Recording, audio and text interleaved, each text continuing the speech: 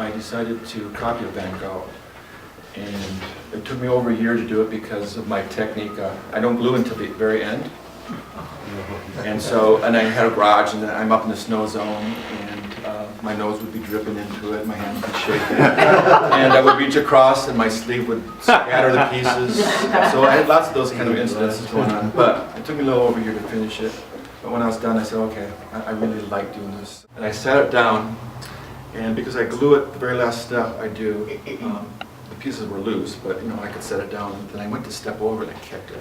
And all the pieces were in disarray. My wife didn't say a word, she just turned and went into the house. I'd be furious. I painted that in a mud puddle.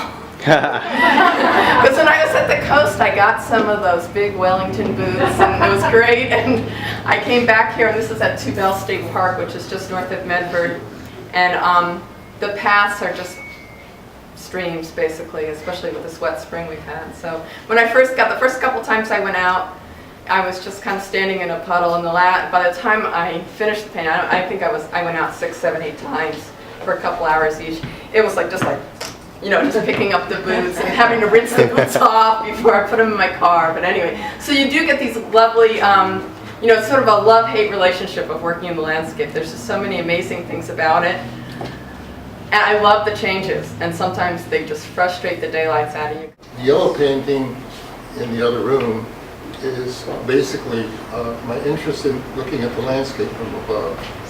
So whenever I fly, I try to take pictures. And that is a scene of flying over eastern Oregon.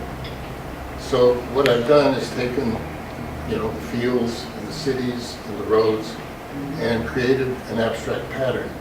If you look at the bottom where there's a square shape, that's the window of the airplane. One of the other things that happens is when you have a shaped canvas, it's not a window anymore. When you have a square rectangular thing, it's like a window on your wall and you're looking through. And painting and drawing is basically an illusion. It's not my sculpture, but there's a form there. You're creating space. When you do a shaped canvas, it moves away from the wall. It no longer becomes the window. So you're creating something that's pulled away and then creating space that's going back in.